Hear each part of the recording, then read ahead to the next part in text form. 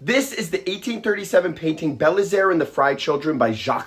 But the young boy in the corner was covered up in the 19th century and only rediscovered recently. It is so much more than a painting. It tells the story of black figures being erased throughout American history. I'll tell you about it today. If you want to learn something new about art every single day, just hit that follow button and I got it from there. This is one of the few 19th century portraits to realistically portray an enslaved person. It was first discovered when a historian was looking through auction records. But the painting appeared again later in the records, but this time the boy was covered up. And you can even see a faint shadow of where they painted over him. So they tracked down a relative of the children in the painting named Eugene Grasser. He told them that the story he knew was the boy was a favorite slave of the family and had been painted into the painting. And then for some odd reason, he was later painted out, but they have no idea why. Eugene's mother had inherited the painting and kept it in the garage. But in 1972, she donated the painting to the New Orleans Museum of Art. She told the museum of the family story of the boy who was covered up, and the museum chose not to display it and put the painting in storage for 32 years. The reason being they didn't know who the artist was and they didn't know who the children in the photo were. And these things are often unknown for old paintings that depict people of African American descent. But in 2005, an antiques dealer bought the painting for $6,000 and had it restored. And in 2023, the missing boy was revealed. Then historians went through the Grasser family line to find somebody who would have been wealthy enough to commission a portrait. And they finally traced down who that was and found census records from the 1830s that showed the boy could only be one person. His name was Belizaire. Knowing this, they were able to dig deeper and find Belizaire's bill of sale at only the age of 6. Belizaire and his mother were sold to a merchant named Frederick Frey in 1838. There was also proof that Belizaire went with Frederick on work voyages, so it was clear that he was close with the head of the house. He was 15 at the time of the portrait and clearly valued as a family member, even though he could be sold away at any time. After the head of the household died, Belizaire was sold to another plantation in 1856. And briefly after he was sold, someone had him painted out. Documents show that he was enslaved until 1861,